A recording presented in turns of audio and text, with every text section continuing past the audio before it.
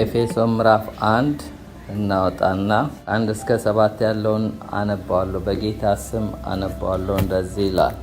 ኤፌሶን ምዕራፍ 1 ከ1 እስከ 7 በእግዚአብሔር ፈቃድ የኢየሱስ ክርስቶስ ሐዋርያ የሆነ ጳውሎስ በኤፌሶን ላሉ ቅዱሳን በክርስቶስ ኢየሱስ ላሉ ምእመናን ከእግዚአብሔር ከአባታችን ከጌታም ከኢየሱስ ክርስቶስ ጸጋና ሰላም ለእናንተ ይሁን። በክርስቶስ በሰማያዊ ስፍራ በመንፈሳዊ በረከት ሁሉ የባረከን የጌታችን የኢየሱስ ክርስቶስ አምላክ አባት ይባረክ። ዓለም ሳይፈጠር በፊቱ ቅዱሳንና ነውር የሌለን በፍቅር እንሆን ዘንድ በክርስቶስ መረጠን። በበጎ ፈቃዱ እንደወደደ በኢየሱስ ክርስቶስ ሥራ ለእርሱ ልጆች ልንሆን አስቀድሞ ወሰነን። በውድ ልጁ እንዲያው የሰጠን የጸጋው ክብር ይመሰገን ዘንድ ይህን አደረገ።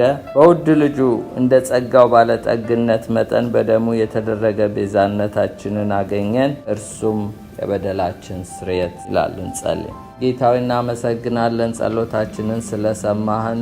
አሁን ደግሞ በቃል ትናገረን ዘንድ እስካሁን እኛ ወደ አንተ ስንናገር ነበር።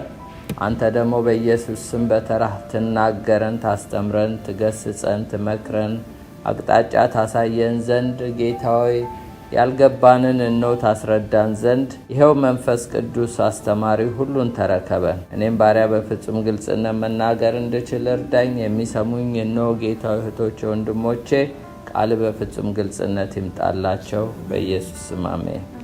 የወደቀው እንዴት ተነሳ? የሞተውስ እንዴት ሕይወት አገኘ? የጠፋውስ እንዴት ተገኘ? ይሄ የእኛ ታሪክ ነው አደለ? የወደቀው አዳም እንዴት ተነሳ? የሞተው እንዴት ሕይወት አገኘ?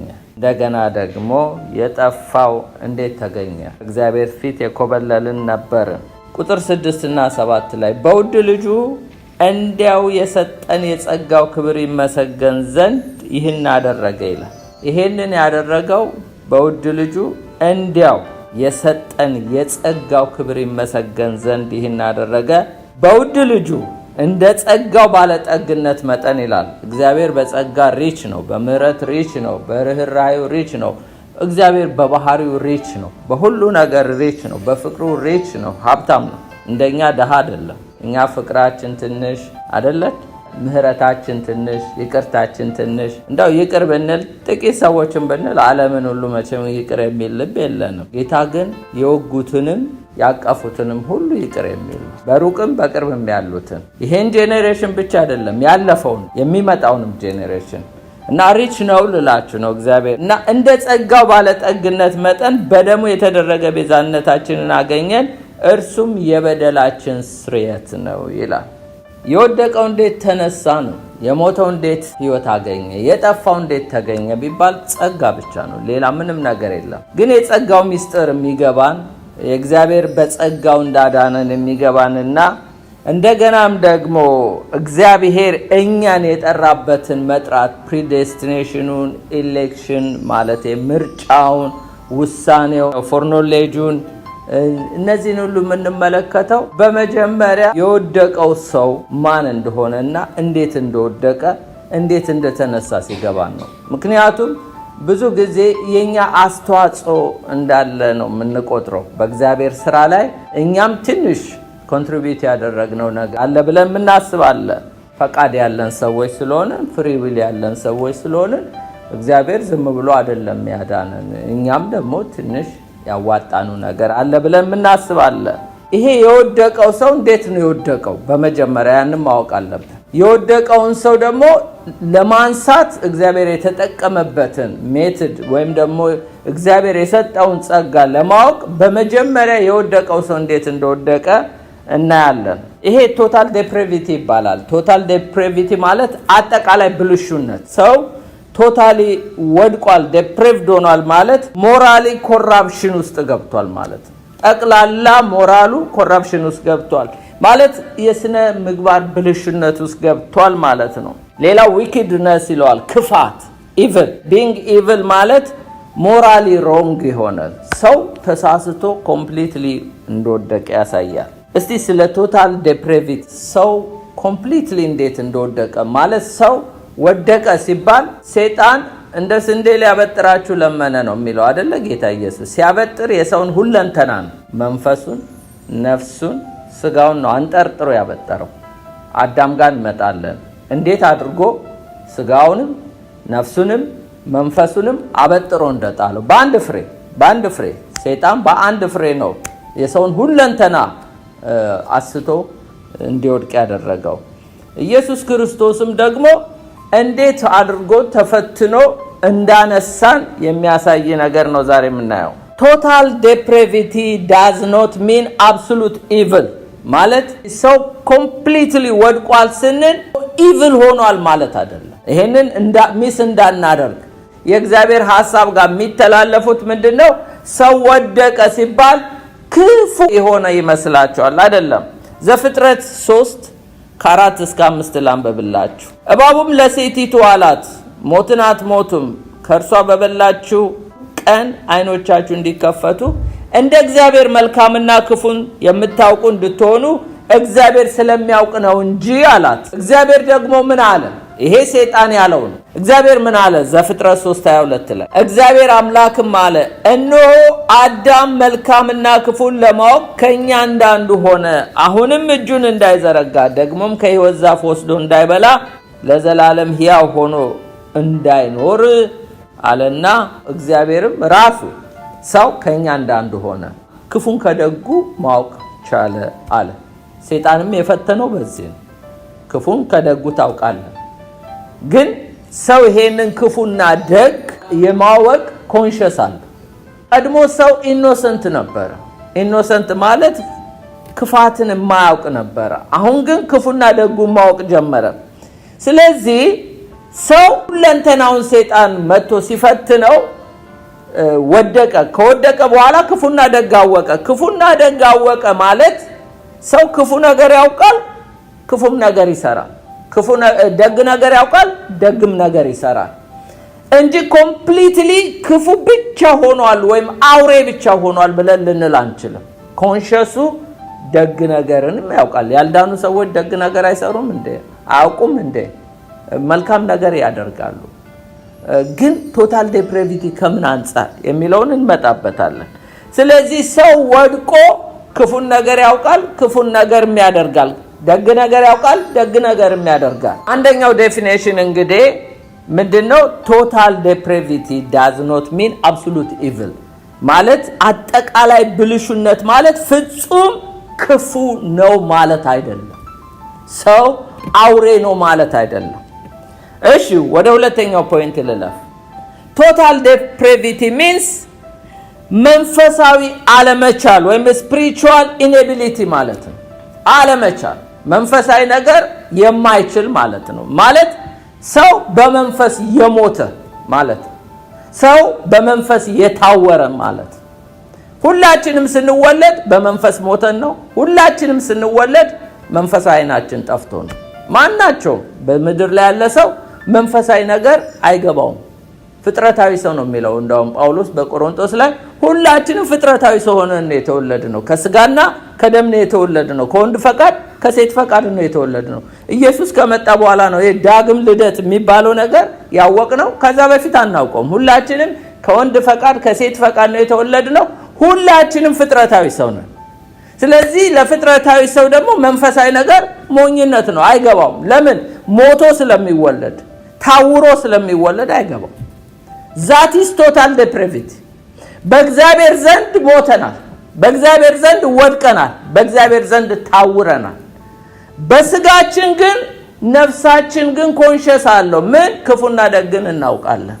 ወደፊት እንደ ወንጌል ያልሰሙ እንኳን የሚፈረድባቸው ከኮንሽሳቸው አንፃር በህሊናቸው የሚፈረድባቸው የህሊናቸው ህግ ክፉና ደግን ስለሚያውቁ ወንጌል ያልሰማ በህሊና ይፈረድበታል ይላል። ስለዚህ እዚህ ላይ ልንስማማ ይገባል። ሁላችንም በመንፈስ ሞቼ ነው የተወለድኩት። እኔ ስወለድ መንፈሳዊ እውርነት ውስጥ ሆኜ ነው። ጌታን ያላገኘ ሰው ሁሉ ደሞም ዓለም በሙሉ እኮ በጨለማ ነበረ። ጌታ ከመጣ በኋላ ነው ዓለም ብርሃንን ያየችው። ምንም አይነት መንፈሳዊ አቢሊቲ የለንም፣ ችሎታ የለንም። ወደ እግዚአብሔር መቅረብ አንችልም። አዳም ወዴት ነህ ተብሎ ራሱ እግዚአብሔር ነው ፈልጎት የመጣ እንጂ አዳም ኃጢአተኛ ማንም ሳያሳድደው ኃጢአቱ ራሱ ያሮጠዋል ከእግዚአብሔር። ለምን? እግዚአብሔር ቅዱስ ነው። ጻድቅ ነው። እግዚአብሔር ጋር ኃጢአተኛ መቅረብ አይችልም። ለምን? ይኮነናል፣ ብሌም ያደርገዋል፣ ህሊናው ይወቅሰዋል። ስለዚህ ኃጢአተኛ ወደ እግዚአብሔር መቅረብ ስለማይችል ኃጢአተኛ ማንም ሳያሳድደው ኃጢአቱ ያሳድደዋል። አዳምን ከጢሻ ውስጥ ነው ጎትቶ ያወጣው። ምክንያቱስ ህሊናው ወቀሰው። ኮንሽስ የህሊና ህግ መስራት የጀመረው ሰው ከወደቀ በኋላ ነው። ማለት ይሄ ክፉና ደግ የሚለው ነገር እንጂ በፊት ወቀሳ የሚባል ነገር አያውቅም። ህሊናው አያውቅሰውም ነበር። ለምን? ንጹህ ነበር።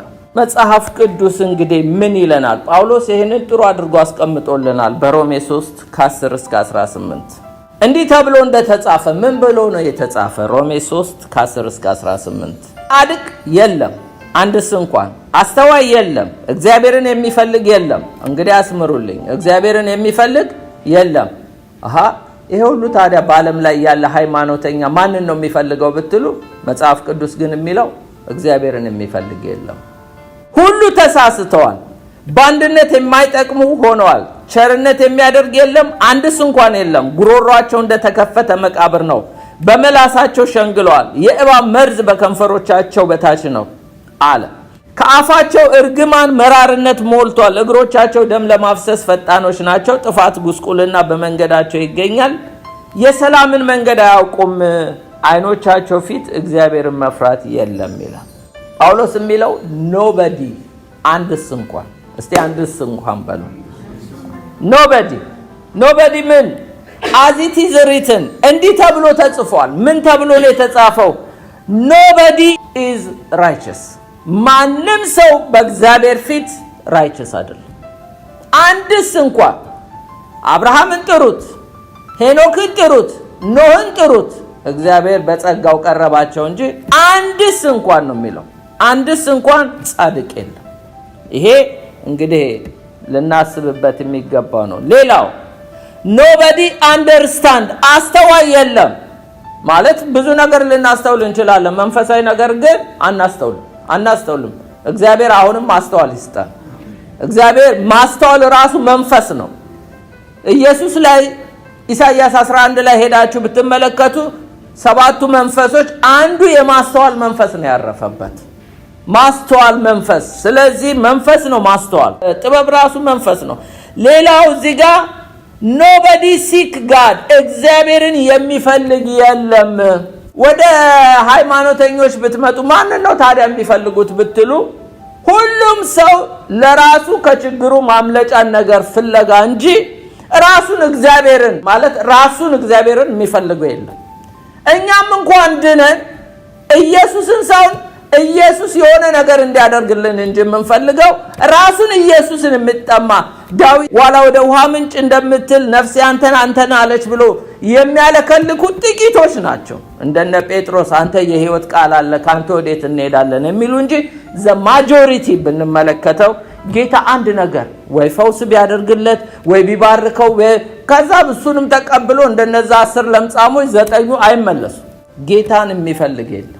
ጌታን መፈለግ ራሱ ጌታን መራብ፣ ጌታን መጠማት ራሱ እግዚአብሔር ረሃቤ ነው፣ ጥማቴ ነው፣ እግዚአብሔር ለኔ እንጀራዬ ነው፣ ምንም ነገር ባይኖር እግዚአብሔር ይበቃኛል የሚል ሰው በጣም ሬር ነው። በዓለም ላይ በቁጥር ብታዩ ጥቂቶች ናቸው። nobody righteous, nobody understand አንድም ሰው አያስተውልም፣ አንድስ እንኳን እግዚአብሔርን የሚፈልግ የለም። nobody right ሁሉም ተሳስተዋል ይላል። አያችሁ፣ አዳም ሳተ ማለት ሁላችንም ስተናል። አዳም እኮ ያወረሰን መሳትን ነው፣ መሞትን ነው፣ ኃጢአትን ነው፣ እርግማንን ነው፣ በሽታን ነው፣ ጉስቁልናን ነው። በክርስቶስ ነው እንጂ ኢንቨርስ ተገለበጠው እንጂ ሁሉም ያወረሰን መሳት ነው። ምናልባት እኔ እኮ ቅን መንገድ ነው የምሄደው ብትሉ ለሰው ቅን የምትመስል መንገድ አለች፣ ፍጻሜዋ ግን የሞት ነች ነው። ወደ እግዚአብሔር አይደለም ያቀርበን። ለኔ ትክክል ነው የምትሉት የሃይማኖት መንገድ ሁሉ ወደ እግዚአብሔር አያደርሳችሁ። አንድስ እንኳን የለም። that is total depravity. nobody worthy ማለት በአንድነት የማይጠቅሙ ሆኗል። አንድስ እንኳን የሚረባ ሰው የለም። እንደውም እግዚአብሔር ዘፍጥረት 6 ላይ ሰውን በመፍጠሬ ተጸጸትኩ አለ። ለምን? ሰው ሁሉ ስጋ ነው አለና መንፈሱን ወሰደው። በሐዋርያት ጊዜ እኮ ነው ኢየሱስ ሞቶ ከተነሳ ካረገ በኋላ እኔ ብሄድ ይሻላችኋል ብሎ መንፈሱ የተመለሰ እንጂ እኮ ዘፍጥረት ላይ 6 ላይ የተወሰደ መንፈስ በቃ በዛው ነው ዲፓርት አድርጎ እንደ ነቢያት ጊዜ ይሰራል። እሱ መጥቶ በላያቸው ላይ ያርፋል እንጂ ድዌል አያደርግም፣ አይኖርባቸው፣ በሰው ውስጥ አያድርም ነበር። ኢየሱስ መጥቶ ነው እንደገና እኛም በዳግም ልደት መንፈሳዊ ሰው አድርጎ መንፈሱን ያሳደረበት። አንድስ እንኳን ወርዝ የለም። ሌላው nobody does good ቸርነት የሚያደርግ የለም። አንድስ እንኳን መልካም ነገር የሚያደርግ የለም። መልካም ነገር ብታደርጉ ምናልባት ከሮንግ ሞቲቭ ጋር ነው፣ ወይ ይወደኛል ወይ ልጥቀመው ወይ ጠቅመኛል በሚል እንጂ እግዚአብሔር በሚያየው ሞቲቭ አንድስ እንኳን መልካም ነገር የሚያደርግ የለም ከኢየሱስ በቀር። ምድር ላይ ኢየሱስ ብቻ ነው መጥቶ ከኛ ምንም ነገር ሳይፈልግ መልካም ነገር ያደረገ። እሱንም ደግሞ ቸር መምህሮች ለምን ቸር ትይኛለሽ? ከአንዱ ከእግዚአብሔር በቀር ቸር የለም ነው ያለው። አያችሁ፣ ለምን መሰላችሁ? ሰው ሁሉ አንድ ነገር ሲያደርግ አንድ ነገር ፈልጎ ነው። ሞቲቭ ወይ ሮንግ ነው ወይም ክብር ፈልጎ ነው ወይም አንድ ነገር ሲያደርግ እጠቀማለሁ ብሎ እንጂ እንዲሁ ተነሳስቶ በንጹህ ልብ የሚያደርግ ማንም የለም ነው የሚለው መጽሐፍ ቅዱስ። ሌላው nobody speak for God አንድስ እንኳን ለእግዚአብሔር የሚናገር የለም። ለምን? ጉሮሮአቸው እንደተከፈተ መቃብር ነው፣ በምላሳቸው ሸንግለዋልና የእባብ መርዝ ከንፈሮቻቸው በታች አለ፣ ከአፋቸው እርግማን መራርነት ሞልቷል ይላል። ይሄ የኛ ታሪክ ነው። እንግዲህ ማን ነው እንደው ተውት፣ አመት ውስጥ አይደለም በቀን ውስጥ እንኳን አንድ ነገር ስተት ሳልናገር በእግዚአብሔር ፊት ውያለሁ የሚል ሰው አለ? በአመት በእድሜያችን እስቲ እናስላው። ስንት ጊዜ በእግዚአብሔር ፊት ክፉ ነገር ተናግረናል?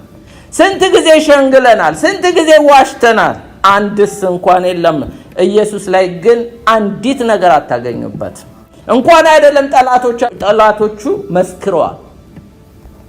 nobody walks with God አንድስ እንኳን ከእግዚአብሔር ጋር ወክ የሚያደርግ የለም። ለምን? እግሮቻቸው ደም ለማፍሰስ ፈጣኖች ናቸው ይላል። እንዴ እኔ ደም አፍስሼ አላውቅም። ወንድሙን የሚጠላ ሁሉ ነፍሰ ገዳይ ነው ይላል የእግዚአብሔር ቃል። እንደው ጩቤ ይዘን አንዋጋ እንጂ እኮ በጥላቻ መንፈስ ስንቱን ገለነዋል፣ ሕግም ፈርተን እንጂ ሁሉም እኮ ነፍሰ ገዳይ ነው። ምድር ላይ ያለው ሁሉ አራጅ ነው። ግን ኢየሱስ ክርስቶስ ሲገሉት የሞተ እሱ ብቻ ነው። ሁላችንም እንደው ተመተን እንኳን ምላሽ ካልሰጠን የሆነ ነገር ነው የሚሰማ። አንድስ እንኳን የለም። nobody has peace አንድስ እንኳን ሰላም ያለው ወይም የሰላም ሰው የለም። ኢየሱስ መጥቶ ነው ሰላም ለእናንተ ይሁን ብሎ የሰጠን። ጥፋትና ጉስቁልና በመንገዳቸው ይገኛል፣ የሰላምን መንገድ አያውቁም ነው የሚለው። የሰላምን መንገድ አያውቁም። የሰላም መንገድ ኢየሱስ ብቻ ነው። አያችሁ፣ nobody fear God አንድስ እንኳን እግዚአብሔርን የሚፈራ የለም ነው የሚለው የእግዚአብሔር ቃል።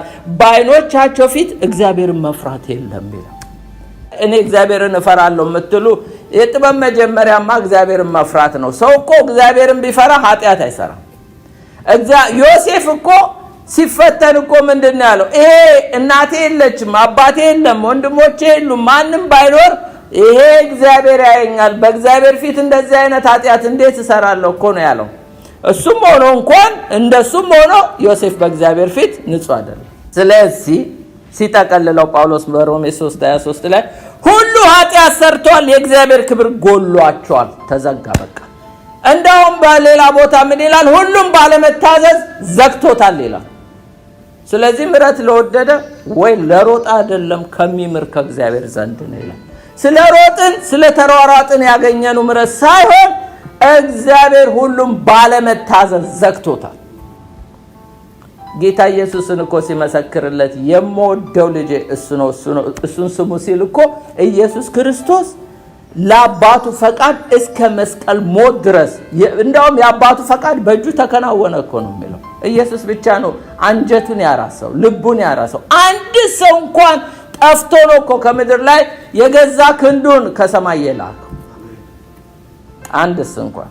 ስለዚህ መመጻደቅ የለም ማለት ነው። ቶታል ዴፕሬቪቲን እንግዲህ እንዴት እንደወደቀ ሰው እያየን ነው። ወደ ሌላው አለፍኩ። ሌላው ቶታል ዴፕሬቪቲ ሚንስ የተንሰራፋ ብልሹነት ማለት ነው። የተንሰራፋ ብልሹነት ምን አይነት እንደሆነ ነው። ሰው ማለት ትራዩን ቢንግ ነው። ትራዩን ቢንግ ማለት ሰው ማለት መንፈስም አለው፣ ነፍስም አለው፣ ስጋም አለው። ይሄ ዳይኮቶሞስ ቲዮሪ እና ትራይኮቶሞስ ቲዮሪ የሚባሉ አሉ። ዳይኮቶሞስ ቲዮሪ ምን ይላሉ? ሰው ማለት ነፍስና መንፈስ ማለት አንድ ናቸው፣ ኢንተርቼንጀብል ናቸው፣ ይለዋወጣሉ እንጂ መንፈስ ማለት ነፍስ ነው፣ ነፍስ ማለት መንፈስ ነው የሚሉት የዳይኮቶሞስ ቲዮሪ እና ስጋ አለው ነው የሚሉት። ሰው ሁለት ነገር ነው አለው። የትራይኮቶሞስ ቲዮሪ ግን ተከታዮች ሰው ማለት መንፈስ፣ ነፍስ፣ ስጋ ያለው ነው። እነዚህ ዲስቲንጉሽብል ናቸው፣ ግን ኢንዲቪዚብል ልንነጣጥላቸው አንችልም። ግን ሁሉም ይለያል። አሁን አብ፣ ወልድ፣ መንፈስ ቅዱስን እንለያለን አይደል? ግን ልንነጣጥለው እግዚአብሔርን እንደማንችል ሰው መንፈስ፣ ነፍስ፣ ስጋ ያለው ሙሉ ነው። ነፍስና መንፈሱን የሚነጥል ሁለት ነገር ብቻ ነው። አንድ የእግዚአብሔር ቃል ነው፣ ሻርፕ ነው፣ ሁለት አፍ ያለው ስለታም ሰይፍ ነው። ስለዚህ መንፈስና ነፍስን ለይቶ ፔኔትሬት አድርጎ መውጋት የሚችል የእግዚአብሔር ቃል ነው። ሌላው መንፈስ ቅዱስ ነው። ሁለንተናን ሲቀድስ መንፈስ ቅዱስ ነፍስን፣ መንፈስን፣ ስጋን የሰውን ሁለንተና ተሰሎንቄ 5 ላይ አይደለ ይቀድሳል። ያን ጊዜ መንፈስ ቅዱስ ራሱ እግዚአብሔር ባለቤቱ እና ቃሉ እንጂ የሰውን መንፈስና ነፍስ አትለም። ቢሞትም ሲኦል ቢወርድ ተያይዞ ነው፣ ሰማይ ቢወጣ ተያይዞ ነው። ነፍስና መንፈስ አይለያዩ። ሰው ከእንስሳም የሚለየው በምኑ ነው? መንፈስ ስላለው። እንስሶች ነፍስ ብቻ ነው ያላቸው፣ ስጋ ነው ያላቸው። ሲሞቱ በቃ ሞቱ ነው፣ አፈር ነው፣ ወደ አፈር ነው የሚመለሱት። ስሜት፣ ፈቃድ፣ አእምሮ አላቸው፣ ሲሞቱ ሞቱ። ሰው ግን መንፈስ ስላለው ዘላለማዊነት አለው። ቢሞትም ሲኦል ለዘላለም ይኖራል፣ በህይወት ቢኖርም ለዘላለም በመንግስተ ሰማያት ይኖራል። ሰውን ለዚህ ነው አምልኮ የሚያመልከው። እንዳው እግዚአብሔርን ባያመልክ እንኳን ድንጋይ ያመልካል ወይ የሆነ ነገር ያመልካል ሰው። ለምን? መንፈስ አለው። ስለዚህ ምን ልላችሁ ነው? ሰይጣን ሲመጣ የሰውን ሶስቱንም ነገር ነው በአንድ ፍሬ አበጥሮ የፈተነው። መንፈሱን፣ ነፍሱን፣ ስጋውን እንዴት እንዳበጠረው እስቲ እንይ። በመጀመሪያ ከስጋው ፈተና እንጀምር። ዘፍጥረት 3:6 ላይ እንዲላል ሴቲቱም ዛፉን ለመብላት ያማረ እንደሆነ ለዓይንም የሚያስጎመጅ ለጥበብ መልካም እንደሆነ አየች፣ ከፍሬውም ወሰደችና በላች፣ ለባሏም ደግሞ ሰጠችው፣ እርሱም ከእርሷ ጋር በላ ሲባል ቀላል። ግን እዚህ ጋር የሰው መንፈሱ፣ ነፍሱ፣ ስጋው ነው የተፈተነው። እንዴት ነው የተፈተነው?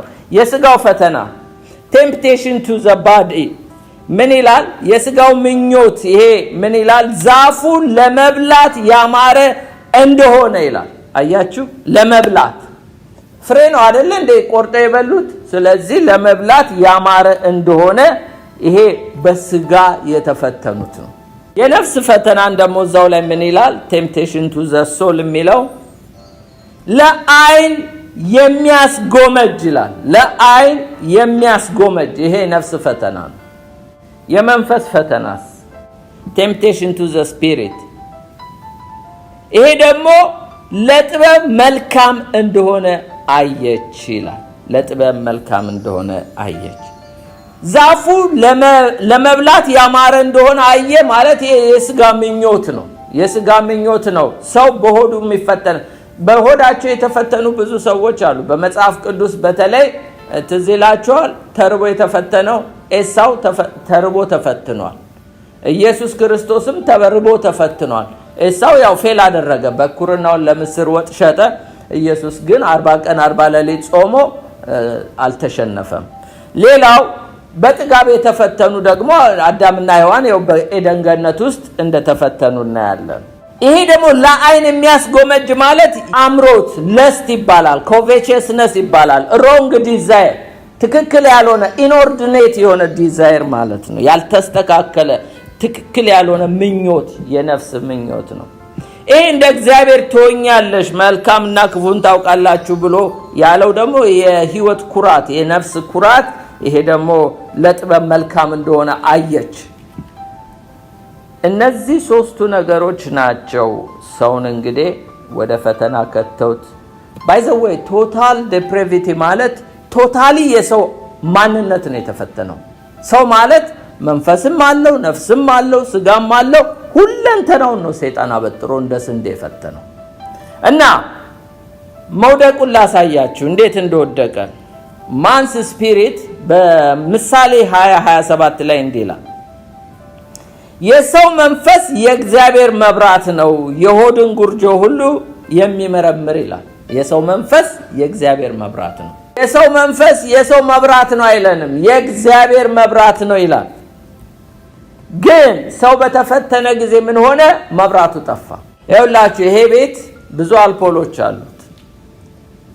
ቢል ባይከፈል ዋናው ጄኔሬተር ጋር ወይም ከዋናው ጣቢያ ቢቆረጥ ምንም ያማረ ዲኮሬት የሆነ አልፖሎች ቢኖሩ እዚህ ቤት መብራቱ ግን አይበራም። ለምን? ዋናው ጋር ተቆርጦ። አያችሁ? ግን እዚህ ያምራል፣ ውብ ነው ህንጻው። መብራቱ የሚበራው ግን ከዋናው ጋር ኮኔክሽን ሲኖረው። ሰው ኃጢአት ሲወድቅ ከዋናው ከእግዚአብሔር ዘንድ የሰው መንፈስ የእግዚአብሔር መብራት ነው የሚለው። ሰው በኃጢአት ዕዳ ውስጥ ሲወድቅ ዕዳ ስላለበት ተቆረጠ። ከዛ ኢየሱስ ነው መጥቶ ዕዳውን ከፍሎ እንደገና ኮኔክሽን የፈጠረው የሚለው ይገባቸዋል እንጂ ሰው መንፈስ አለው እኮ። አሁን እኮ ያልዳኑ ሰዎች መንፈስ አላቸው፣ ግን መንፈሳቸው የሞተ ነው፣ አያበራም። እናንተ ግን የዓለም ብርሃን ናችሁ ሲለን ግን እኛ ዕዳችን ተከፍሎ በክርስቶስ ስላመንን የክርስቶስ የከፈለው ዕዳ መብራቱን ኮኔክት አድርጎናል። እሱ ሲመጣን የዓለም ብርሃን ነኝ ብሎ መጣ። ከዛ በኋላ እኛ ለተቀበሉ በስሙ ለሚያምኑ የእግዚአብሔር ልጆች የሆኑ ዘንድ ስልጣን ሰጣቸው ካለ በኋላ እኛ ለራሳችን ብርሃን ናቸው አለ። አይደለ እንዴ? እናንተ እግዚአብሔር ቀድሞ ጨለማ ነበርን እኮ፣ የእግዚአብሔር ብርሃን በራለን። አሁን ዕዳችን ስለተከፈለ በሰይጣኑ ዓለም ወይም በስፒሪቹዋል ሪል ወይም በመንፈሳዊ ዓለም በእግዚአብሔርም በመላእክቶችም በሰይጣን የምንታወቀው በዓለም ላይ የሚያበሩት እነማን ናቸው? ቅዱሳን ብቻ ናቸው፣ ብርሃን ያላቸው። ሌሎችስ መንፈስ አላቸው፣ ግን ምንድነው? መንፈሳቸው አያበራም። ለመብራት ምንድነው? ዕዳቸው ወደ ከፈለላቸው ጌታ መምጣት ብቻ ነው ያለባቸው። ምክንያቱም እነሱ የሚከፍሉት ዋጋ ሊከፍለው አይችልም። ከዋናው እንዲበራላቸው ከፈለኩ ኢየሱስ ዕዳችንን ሁሉ ከፍሎ ጨርሶታል። ስለዚህ የሰው መንፈስ የሞተ ስለሆነ ቶታል ዴፕሪቪቲ ማለት መንፈሳዊ ነገር የማይገባው መንፈሳዊ ነገር የማይረዳ በመንፈስ የሞተ ነው። ጌታን ስንቀበል ኢየሱስ ልጁ ያለው ሕይወት አለው ስለሚል ኢየሱስን ስናገኝ ነው መንፈሳችን ሕይወት ያገኛል እንጂ የሞትን ነበር። ነፍስሳ የነፍስ ጋር እንምጣ። ነፍስ 3 ፋክሊቲ ነው ያላት። አንደኛው ኢንተሌክት ይባላል፣ የማይንድ ክፍል። ሌላው ደግሞ ኢሞሽን ይባላል፣ የስሜት ክፍል። ሌላው ደግሞ ዊል ይባላል፣ ፈቃድ፣ ኤቮሉሽናል ኤሌመንት የተባለው። ነፍሳችን 3 ነገር ነው ያላት። ሰው በኃጢአት ሲወድቅ ምን ሆነ? ማይንዱ ሰልፍ ሴንተር ሆነ፣ ራስ ወዳድ። ሰው ሁሉ ራሱን ይወዳል። እግዚአብሔርን ነበረ ሊወድ በፍጹም ልብ፣ በፍጹም ነፍስ፣ በፍጹም ሐሳብ ፈጣሪ አምላክን ውደድ ነበር የተባለው። ሰው ግን እግዚአብሔርን መውደድ ተወና ሰልፍ ሴንተር ሆነ፣ ራሱን የሚወድ ሆነ። ሌላው ኢሞሽንስ ምን ሆነ? አንኮንትሮልድ ሆነ። ቀድሞ ይላል የዲያብሎስን ፈቃድ ታደርጉ ነበር፣ የልቦናችሁንም ፈቃድ ምኞቶቻችሁን ታደርጉ ነበር ይላል ኤፌሶን 2 ላይ። ወደፊት እናያለን። ለምን? ኢሞሽናችን ደግሞ የማይገራ ያልተገራ ሆነ፣ ልቅ ሆነ። ብሬክ የሌለው መኪና፣ ፍሬን የሌለው መኪና። ስንቆጣ የፈለግነውን እንናገራለን፣ ስንደሰትም ልክ የለን፣ ለሁሉ ነገር ብሬክ የለም። መንፈስ ቅዱስ አንዱኛ ውስጥ መጥቶ ያደረው ትንቢት ብቻ ሊያናገረን አይደለም፣ ራስን የመግዛት መንፈስ ነው የተሰጠ። ኮንትሮል የሚያደርገው መንፈስ ቅዱስ ነው እኛው ሲያድር። ለምን? አንኮንትሮልድ ሆኗል የሰው ኢሞሽን። ሰው እኮ ኢሞሽኑን ስለማይቆጣጠር ነው የሚገዳደለው፣ የሚበሻሸቀው፣ የሚጣላው፣ የሚባላው፣ እርስ በርሱ የሚተናነቀው። ለምን? ኢሞሽኑ ማን ይግዛው? ማን ይቆጣጠረው? ራሱን እንደሆነ ሊቆጣጠር አይችልም። የእግዚአብሔር ግን መንፈስ፣ ሰይጣን እንደውም በልበል ነው የሚለው፣ በልበል ነው የሚለው። እግዚአብሔር ግን መንፈስ ሲመጣ አንዱ ራስን የመግዛት መንፈስ ሰጠ። ሌላው ፈቃድ ነው። የሰው ፈቃዱ ቤንት ሆኗል፣ ጠማማ ነው። ለዚህ ነው መጽሐፍ ቅዱስም ጠማማና ገልበጥባጣ ትውልድ ይለናል። ምክንያቱስ ማንም ሰው ራይት በሆነው በትክክለኛው በእግዚአብሔር መንገድ አይሄድም። አይ እችነች ቅን መንገድ ብትሉ እሱም የሞት መንገድ ይለዋል መጽሐፍ ቅዱስ። ለሰው ቅን የመሰለው መንገድ ለምን? ከእግዚአብሔር ሐሳብ ወጥቷል፣ ከእግዚአብሔር ፈቃድ ወጥቷል፣ ከእግዚአብሔር አጀንዳ ወጥቷል። ሁሉ ከርሱ ለርሱ በርሱ ነው። ጌታ ግን ሲመጣ ለርሱ ክብር ከርሱ በርሱ። ስለዚህ ለእግዚአብሔር ከርሱ በርሱ ለርሱ ለመኖር የምንችለው በክርስቶስ ውስጥ ነው ብቻ ነው። አለበለዚያ ግን ሁላችንም ከመስመር የወጣን ሰዎች ነበርን። ስለዚህ የሰው ነፍስ እንግዲህ ስሜቱ ብያችኋለሁ፣ ማይንዱ ሰልፍ ሴንተር ነው። ሌላው ደግሞ አሁንም እኮ ጌታ የሚያድሰን እኮ አይምሮአችንን ጋድ ሴንተር እንዲሆን ነው። በፍጹም ልባችን በፍጹም ሐሳብ ሁሌ ከጌታ አንጻር ፕራዮሪቲ ሁሉ ለጌታ ሁሉ ነገር ለጌታ እንድንሰጥ እኮ ነው። ለምን? ገና ያልታደሰ አይምሮ አለን። ከዓለም እንውጣ እንጂ ዓለም ገና ከኛ አልወጣችም። እስራኤል ከግብጽ ይውጡ እንጂ ግብጻዊነት እንዳልወጣላቸው ሁሉ ሌላው እስቲልም ስሜታችን እኮ አልተገራም። ጌታ እኮ አሁንም እየገራን ነው እኮ። ሌላው ደግሞ ጠማማ ነው አሁንም መንገዳችን።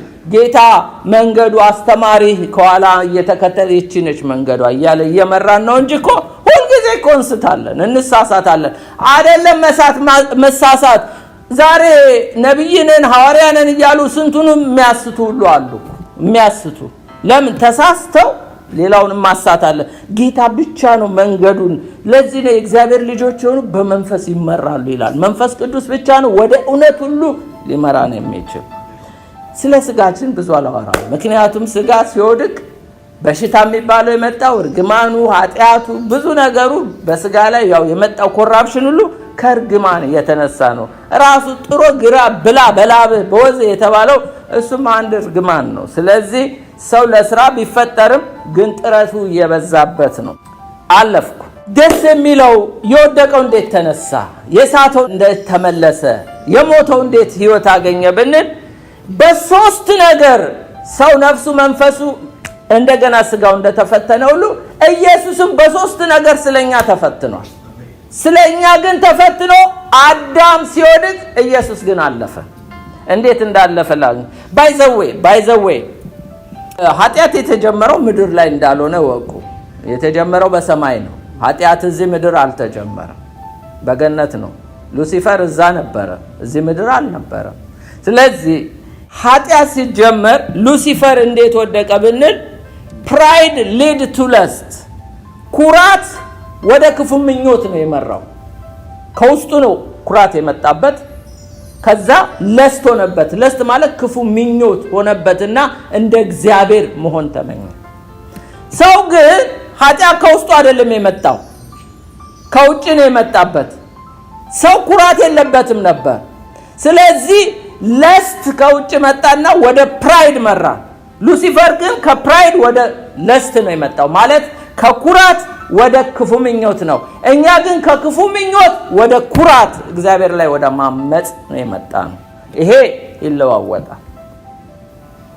ኢየሱስ በሶስት ነገር ነው አካሉ፣ ቦዲውም ተፈትኗል፣ ነፍሱም ተፈትናለች፣ ስጋውም ተፈትኗል። በሶስቱም ግን አልፏል። ይሄ ስላችሁ ኢየሱስ ክርስቶስ በቀራንዮ መስቀል ላይ ስለኛ መስዋዕት ከሆነው ውጪ ያ መስዋዕት የሆነበት እሱ ራሱን የቻለ ነው። እሱ የመስቀሉ ጎዳና እሱ ራሱን የቻለ ነው። እዚህ ላይ ግን በተራበ ጊዜ የተፈተነውን ነው የምናየው። ሉቃስ 4:2-4 ላይ ስጋው እንዴት እንደተፈተነ ነው። 40 ቀን ከዲያብሎስ ተፈተነ፣ በዚያም ቀኖች ምንም አልበላም ይላል። አያችሁ፣ የሆድ ፈተና ነው፣ የፊዚካል ቦዲ ፈተና ነው ኢየሱስ የመጣበት። ምንም አልበላም ይላል። ከጨረሰም በኋላ ጾም ጸሎቱን ኢየሱስ በተራበ ጊዜ ተራበ። ዲያብሎስ መጣ። ባይዘው ፈታኝ ዲያብሎስ ነው። ዲያብሎስ ፈታኝ ነው። መጣና ምን አለው? የእግዚአብሔር ልጅ ከሆንክ ይህንን ድንጋይ እንጀራ ይሁን ብለህ እዘዝ አለው። ኢየሱስም ሰው በእግዚአብሔር ቃል ሁሉ እንጂ በእንጀራ ብቻ አይኖርም ብሎ ተጽፏል ብሎ መለሰለት። አያችሁ፣ እንደ አዳም ጎምጅቶ አልበላም፣ አልሳተም። ለሆዱ ብሎ እንደ ኤሳው በኩርናውን አልሸጠም። ኢየሱስ ክርስቶስ ሆዱ አላታለለውም። ያውም 40 ቀን 40 ሌሊት ተርቦ ነው ሰይጣን የፈተነው። አያችሁ፣ አለፈ። ይሄ ለራሱ ሳይሆን ለኔና ለናንተ ሲል አዳም ስለወደቀ ነው እኛን ሁሉ ይዞ ወደቀው። ኢየሱስ ግን ይሄን ስላሸነፈ ነው እናንተም ታሸንፋላችሁ ይላል። ሁለተኛው የነፍስ ፈተና ሰይጣን ያመጣበት ሉቃስ ከ5 እስከ 8 ዲያብሎስም ረጅም ወደሆነ ተራራ አውጥቶ የዓለምን መንግስታት ሁሉ በቅጽበት አሳየው ይላል። ዲያብሎስም ይህንን ስልጣን ሁሉ ክብራቸውን ለኔ ተሰጥቷል፣ ለምወደው ለማንም እሰጠዋለሁና ለአንተም እሰጣለሁ። ስለዚህ አንተ በኔ ፊት ብትሰግድ ሁሉ ለአንተ ይሆናል አለው። ኢየሱስም መልሶ ጌታ አምላክህን ስገድ፣ እርሱም ብቻ አምልክ ተብሎ ተጽፏል አለ። ይህን ስታዩት የአምልኮ ፈተና ይመስላል፣ የመንፈስ ይመስላል። አይደለም። ዛሬ ዓለም ሁሉ ሀብታም ለመሆን፣ ለመክበር፣ ዝነኛ ለመሆን ለሰይጣን እየገበረች ነው አይደል እንዴ? ስንቱ አክተሮችን ተመልከቷቸው፣ ስንቱ ዘፋኞችን ተመልከቱ፣ ስንቱ ፖለቲሻን ታዋቂ ለመሆን ለሰይጣን እየሰገዱ ወድቀው እየሰገዱለት ነው አይደል? እንደዛ ነው ኢየሱስ የተፈተነው፣ እንደዛ ነው የተፈተነው። ኢየሱስ ግን ለጌታ ለአምላክ ስገድ ተብሎ ተጽፏል አለ። ነፍሱ የዓለም ነገር አላስመኘውም፣ አላስጎመጀውም። አያችሁ፣ ዛሬ ሰዎች የአይን አምሮት ነው እየፈተናቸው ለሰይጣን እየወደቁ የሚሰግዱለት ልላችሁ ነው። የመንፈስ ፈተና ሶስተኛው the pride of life ሉቃስ 4:9 እስከ 12 ወደ ኢየሩሳሌም ደግሞ ወሰደው፣ በመቅደስ ጫፍ ላይ አቆሞ ይጠብቁ ዘንድ መልአኩን ስላንተ ያዛልና እግርህ በድንጋይ ከቶ እንዳትሰናከል በእጃቸው ያነሱልሃል ተብሎ ተጽፏል። የእግዚአብሔር ልጅ ከሆንክ ከዚህ ታች ራስን ወርውር አለው። ኢየሱስም መልሶ ጌታ አምላክን አትፈታተን ተብሏል አለው። ይሄ አያችሁ የኩራት ትዕቢት ውስጥ ሊከተው ነው ማለት። ሰዎች ስንባል ዲፔንደንት እንድንሆን ነው የተፈጠርነው፣ በእግዚአብሔር ላይ ዲፔንድ። ለዚህ ነው የእግዚአብሔር ፈቃድ ምን እንደሆነ እወቁ የሚለው። ኢየሱስ የአባቱን ፈቃድ እንጂ የሚያደርገው በራሱ ፈቃድ ምንም ነገር እኔ እግዚአብሔር ልጅ ነኝ ብሎ በራሱ ፈቃድ ምንም ነገር ሊያደርግ አልመጣም። የአባቱን ፈቃድ ነው። ይሄን ቢያደርግ ግን ኩራት ነበር፣ ትዕቢት ነበር፣ ለእግዚአብሔር አለመታዘዝ ነው። ግን እዚህ ጋር ሰይጣን ምን አለው? ኢየሱስን መልሶ ጌታ አምላክን አትፈታተን ተብሏል ብሎ ለካ ሌሎቹ እንደ እግዚአብሔር ትሆናላችሁ ተብሎ ተፈታትኖ ጥበብ ታገኛላችሁ ብሏቸው ነው ተፈታትነውት እግዚአብሔርን የወደቁት። እና እዚህ ጋር ግን ኢየሱስ ክርስቶስ ሲዘጋበት እናያለን። ይሄ ማለት ምንድነው? መንፈሱን ከኩራት ሲጠብቀው ነው። የመንፈስ ዛሬ አሁን ትንሽ ነገር ሲገለጥልን ወይም ትንሽ ትንቢት እንኳን ስንናገር ትንሽ በቃ አለ መንፈሳዊ ነገር ሲገለጥብን ሱፐር ስፒሪቹዋል የሆነን ይመስለናል። እና ይሄ አይነቱ ትዕቢት ነው። ከዚህ ነው የጠበቀው። ኦኬ፣ ወደ ሌላው አለፍኩ። ኢየሱስ አለፈ። እኛ እንግዲህ ዛሬ ኢየሱስ ያለፈውን ፈተና እንድናልፍ እግዚአብሔር ይረዳናል ማለት ነው። ለምን እግዚአብሔር ለሰይጣን ፈቀደለት? ለምንድነው እግዚአብሔር በክፉ እንድንፈተን ይፈቅዳል እንዴ? ለምን ለሰይጣን ፈቀደለት? ሰይጣን እንደሆነ በክፉ ነው የሚፈትነው። ለምን? ባይዘው እግዚአብሔር ሲፈጥረው ሮቦት አልፈጠረም። ነፃ ፈቃድ ያለውን ሰው ነው የፈጠረው። ስለዚህ በነፃ ፈቃዳችን የሚወደን ቢኖር ራሱን ይካድ፣ ሁሉን ጥሎ ይከተለኝ ያለ ጌታ። እኛ በፈቃዳችን ነው የምንከተለው፣ በፈቃዳችን ነው የምናመልከው። ተገደን ወይም ተጨቁነን ወይም ደግሞ ማንኛውም ነገር እግዚአብሔር አቢዩዝ አድርጎን አይደለም እንድናመልከው የሚፈልገው። በፈቃዳችን ነፃ ፈቃድ ያለን ሰዎች ነው። አዳምን ሲፈጥረው ነፃ ፈቃድ ሰጥቶታል። እና ቹዝ ዘ ቤስት ነው እንግዲህ ሞትና ህይወት፣ መርገምና በረከት ከፊት ነው። ቹዝ ዘ ቤስት ምረጥ። ዛሬም እንዲሁ ነው። ማንም ሰው ጌታን ይሻለኛል ህይወት ያለ ህይወት። ስለዚህ ሮቦት ስላልፈጠረ እግዚአብሔር ፍሪ ዊል ያለ ሰው ስላለ እግዚአብሔር ደግሞ ማንንም በክፉ አይፈትንም፣ ራሱን በክፉ አይፈተንም።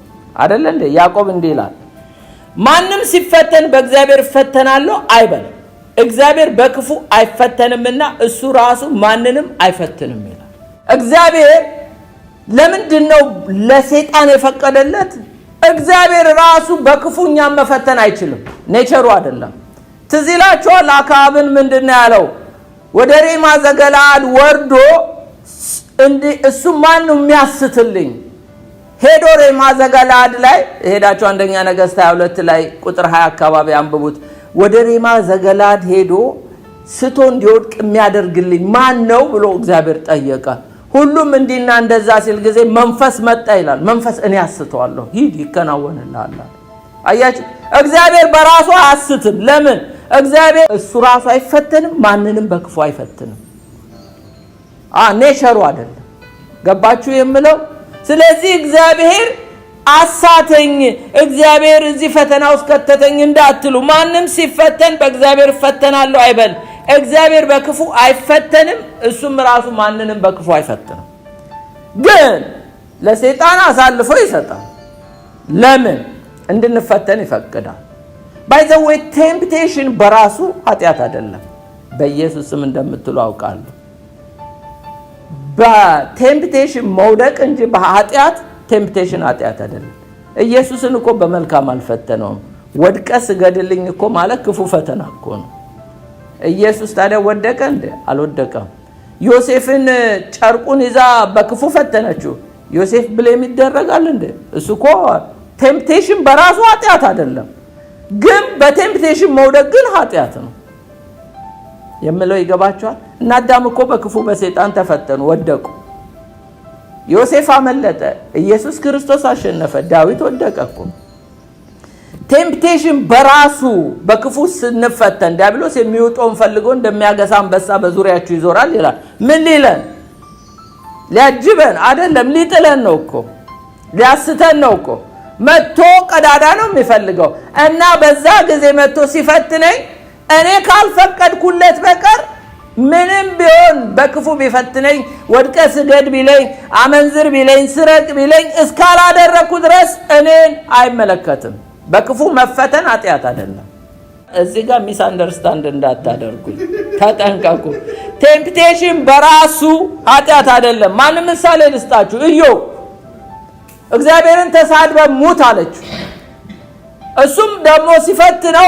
እግዚአብሔር ይሰድብሃል ብሎ ነው ከሰማይ እኮ የመጣው አይደለ እግዚአብሔር ፈቀደለት አልፈቀደለትም ለሰይጣን ፈቀደለት እኮ ኢዮብ ጋር መጣ ግን ኢዮብ አልተሳደበ እግዚአብሔርን ብላስፊም አላደረገም ዮሴፍንም ሊጥለው ነበር ዮሴፍም አልወደቀም ኢየሱስንም ሊጥለው ነበር አልወደቀም ግን በክፉ ነው የተፈተኑት ልላችሁ ነው ፈታኙም ክፉ ነው ፈተናውም ክፉ ነው ቴምፕቴሽን እንድንፈተን አንዳንዴ እግዚአብሔር ይፈቅዳል ልላችሁ ነው ግን ራሱ እግዚአብሔር በክፉ ግን አይፈትነንም ለምን ኔቸሩ አይደለም አካብን እንኳን ለመጣል ማን ይወጣልኛል ብሎ ነው ሐሰተኛ መንፈስ ነው ወጥቶ ያሳተው በ400 ነቢያቶች ውስጥ ገብቶ እንጂ እግዚአብሔርማ ሊያስተው አይችልም የእውነት መንፈስ ነው የሐሰት መንፈስ አይደለም እግዚአብሔር ያለው አያችሁ እግዚአብሔር ለክፉ አሳልፎ አትስጠኝ ወደ ፈተና እንዳትገቡ ትጉና ጸልዩ የሚለው ለዚህ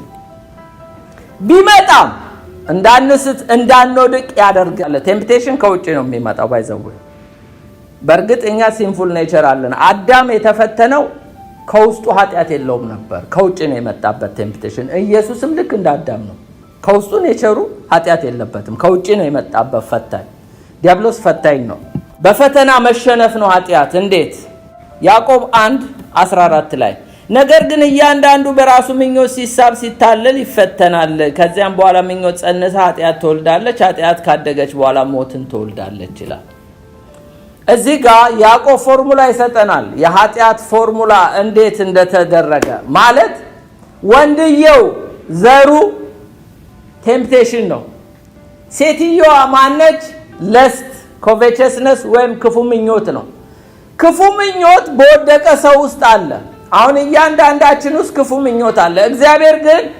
ለሁላችንም ምኞትን ሰጥቶናል ክፉ አትመኙ አለን እንጂ አትመኙ አላለንም ለምሳሌ ጽድቅና መንግስቱን እሹ ተብለናል በላይ ያለውን እሹ ተብለናል እሱም ማየት መሻት እንችላለን እሱን ትተን ግን ሌላ ነገር እግዚአብሔር የከለከለውን ብንፈልግ እሱ ክፉ ምኞት ነው ስለዚህ ያዕቆብ ምንድነው የሚለው ኃጢያት እንዴት ነው የሚመጣው ፎርሙላው ቴምፕቴሽን ወንድየው ነው ይለናል ወንድየው ከውጭ ነው ያለው ወንድየው ሴትየዋ ደግሞ ውስጣችሁ ነው ያለች ክፉ ምኞት ማለት ሮንግ ዲዛይር የተሳሳተ ምኞት እናንተ ጋር ሮንግ ዲዛይር ሲመጣ በመንፈስ ካልገደላችሁት በእግዚአብሔር ቃል ካልገደላችሁት መልካም ነገር ማታስቡ ከሆነ በዙሪያችሁ ወንድ አለ የሚዞራችሁ እንደ አንድ ኮረዳን እንደሚዞር ያ ቴምፕቴሽን ላይ አላው ስታደርጉለት ስትፈቅዱለት የወንዴው ዘር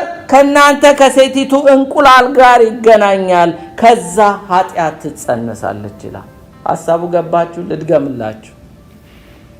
ወንዴው ከውጭ ነው ያለው። እሱ ፈታኝ የተባለው ዲያብሎስ ነው፣ በክፉ የሚፈትነው። እኛ ውስጥ ደግሞ ሲንፉል ኔቸር አለ። ያልወደቀው አዳም ሳይሆን የወደቀው ጋር ነኝ አሁን ያለው። እኛ ጋር ምን አለ? ክፉ ምኞት አለ። ክፉ ምኞትን አስወግዱ ተብለናል። ክፉ አትመኙ ተብለናል። ነገር ግን በእኛ ውስጥ ያለ ክፉ ምኞት በመስቀል መግደል አለብን፣ በእግዚአብሔር ቃል መግደል አለብን፣ በጾም በጸሎት መግደል አለብን። እኛ ጋር ክፉ ምኞታችንን በመንፈስ ግደሉ ተብሏል። የክርስቶስ የሆኑት ስጋን ከክፉ መሻቱ ጋር ሰቀሉት ይላል። መስቀል አለብን።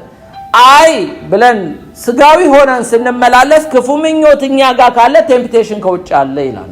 ዲያብሎስ የሚውጠውን ፈልጎ ይዞራቸዋል።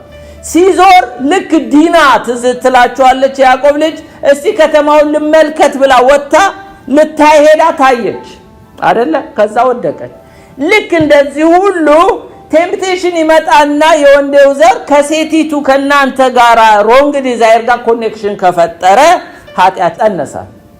ኃጢአት ተጸንሶ ከዛ ዝም ብሎ አይቀርም እኮ። ኃጢአት ሰው እየሰራ እየተለማመደ ይሄዳል። ያንን በጸሎት በንስሐ አቦርሽን ካላደረግ ነው ካላስወረድ ነው ኃጢአት ካደገ በኋላ ምን ይመጣል? ሞት ይመጣል። ሰዎች ለምንድን ነው ኃጢአት እየሰሩ ማይሞቱት ብትሉ ስላላደገ ነው። ያድጋል። እግዚአብሔር ጊዜ ይሰጣል ለንስሐ እንዲሞት። ኃጢአቱ በእኛ ውስጥ የጸነስ ነው። ጽንሱ እኮ አለ። አንዳንዴ ፈቅደንለት እስከሚሞት ድረስ እግዚአብሔር ይጠብቃል። አንዳንዱ በንስሐ ይገለዋል። በእግዚአብሔር ፊት ንስሐ እየገባ ኃጢአቱን ይገላል። አንዳንዱ ገና ከጽንሱ ያስወርደዋል። አንዳንዱ ግን አሳድጉ ኃጢአት የተከመረባቸው ይላል። ያሳድጉና አንድ ቀን ግን ካደገ በኋላ ይሄ መራራ ስር በኋላ ላይ ግን ሕይወትን ያንቃል፣ ከዛ ይገላል ነው የሚለው። ኢየሱስ እኮ ምን አለ? እኔ ጊዜ ሰጠዋት ለንስሐ ነው የሚለው። ለንስሐ እግዚአብሔር ጊዜ ይሰጣል። ስለዚህ ቴምፕቴሽን ከውጭ ነው የሚመጣው። የኛ ችግር ምንድነው? ሰውየው ከውስጥ ወይም ሴትዮዋ ከውስጥ የሚለው እሱ ለስት ይባላል፣ ክፉ ምኞት ይባላል። ያ ክፉ ምኞት እንድንመኝ አይፈቅድም እግዚአብሔር መልካሙን ነገር ጽድቅና መንግስቱን ፈልጉ በላይ ያለውን እሹ ነው እንጂ ያለ ክፉ ነገር ተመኙ አላለንም። እሱም በመንፈስ ግደሉት ተብለናል። እሱም በጸሎት ግደሉት ተብለናል። እሱም በመስቀል ግደሉት ተብለናል። የክርስቶስ የሆኑት ስጋን ከክፉ መሻቱ ጋር ሰቀሉት። አልገድል ካልን ግን ክፉ ምኞታችን ከውጭ በሚመጣው ቴምፕቴሽን ጋር ግንኙነት ካደረገ በራሱ ቴምፕቴሽን አይደለም የሚገለን፣ እኛ ስንፈቅድለትና ኃጢአት ስንሰራ ያን ጊዜ ነው ኃጢአት የሚሆንብን እንጂ እኔ ቴምፕቴሽን ጠላት እየመጣ ስለፈተነኝ በብዙ ነገር እኔ ካልፈቀድኩለት በህይወቴ እስካልነገሰብኝ ድረስ ኃጢአት በንገስበት ነው አይደል ያለው። እስካልነገሰብኝ ድረስ ቶሎ የሚከባችሁን ኃጢአት አስወግዳችሁ ይላል። ማስወገድ እኔ ፋንታ ነው እንጂ ከነገሰብኝ ነው ችግሩ። ከፈቀድኩለት ነው ከኔ ጋራ ኮኔክሽን ካልፈጠረ በቀር እና ምኞታችን ነው ክፉ ምኞታችን። ክፉ ከተመኘን እሱ ኃጢአት ነው። አትመኝ ተብሏል። የሰው ሚስት አትመኝ፣ የሰው ንብረት አትመኝ፣ የሰው ምን አትመኝ ይላል። እሱን ምንመኝ ከሆነ እሱ ነው ኃጢአት። እሱን ደግሞ ስንመኝ ሰይጣን በዙሪያችን አለ። ምኞቶቻችን በምኞቱ ሲሳብና ሲታለል ይላል። ብዙ ሰዎች ሲሳቡ ሲታለሉ ነው ቴምፕቴሽን ውስጥ የሚገቡት አይደል እንዴ? እዚህ ጋር እኮ ያዕቆብ ምን ይላል መሰላችሁ? ነገር ግን እያንዳንዱ በራሱ ምኞት ሲሳብና ሲታለል። የራሴ ምኞት ምንድነው? እሱ ለስት ይባላል። ኮቬቸስነስ ወይም ሮንግ ዲዛይር፣ ክፉ ምኞት። እሱ ሲሳብ ሲታለል ይፈተናል። ቴምፕቴሽን ከውጭ ይመጣል። ግንኙነት ያደርጋሉ። ከዛ በኋላ ምኞት እቺ ምኞት እኔ ውስጥ ያለ ሲንፉል ኔቸር ምን ያደርጋል? ምኞት ጸንሳ ይላል። ይጸንስና ኃጢአትን ትወልዳለች ይላል። ኃጢአት ደግሞ ካደገ በኋላ ሞት ይመጣል። ስለዚህ እግዚአብሔር ማስጨንገፉን ይስጠን። የእግዚአብሔርን መልካም ነገር ሳይሆን ማስጨንገፍ፣ ሰይጣን የሚያመጣብንን ዘር እናስጨንግፈው። ክፉ ከመመኘት አንዳንድ ሰነፍ ክርስቲያኖች ስንሆን የሰይጣን ማህፀን እንሆናለን። እየመጣ ብቻ እሱ ዘሩን ያስቀምጣል፣ እኛ እንጸንስለታለን፣ እንፈለፍልለታለን። በዛ በእግዚአብሔር ቤት ስጋዊነት ይነግሳል። አያችሁ፣ እሱም ማስጨንገፍ ነው፣ እሱም መግደል ነው። በመንፈስ ግደሉት ነው የሚለው የእግዚአብሔር ቃል። ለዛሬ እዚህ ላይ እናበቃለን።